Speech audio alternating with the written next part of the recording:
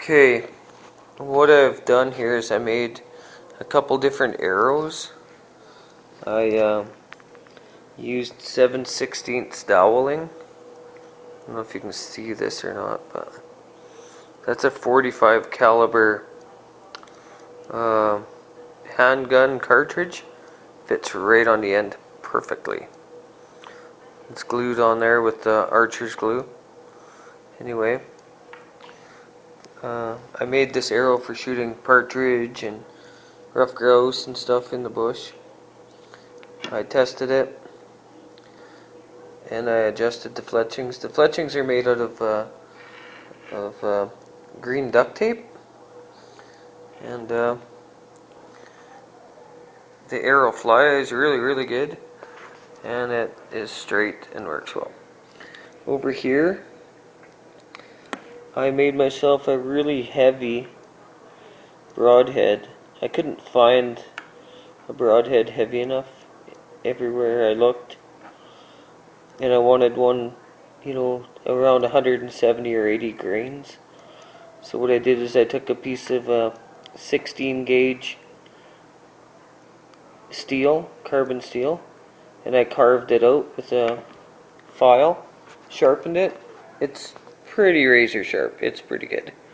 So anyway, same thing, 7/16 doweling. I named it Big Kitty 1. Well, my daughter did. I'm gonna go slay some elk with it. And yeah, it works really well. I used it.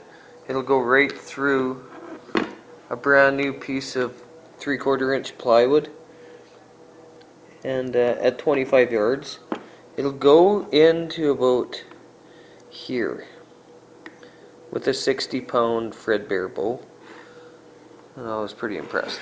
I'm pretty sure it's gonna double lung the biggest animal we have out here, which would probably be an elk or a grizzly, and it works really good. Versus, this is what I normally use, a 125 grain with a carbon traditional arrow. They fly fat, or flat, very flat, shooting out to even 50 yards. It's really good and accurate, but it just doesn't have the weight I wanted. So anyway, that's it. Big Kitty 1.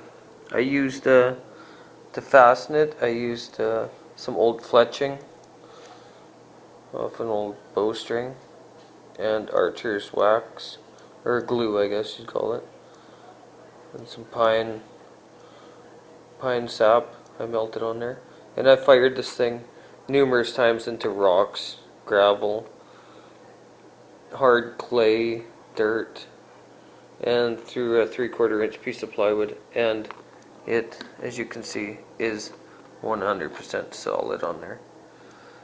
I had to resharpen it, of course, but it's pretty awesome.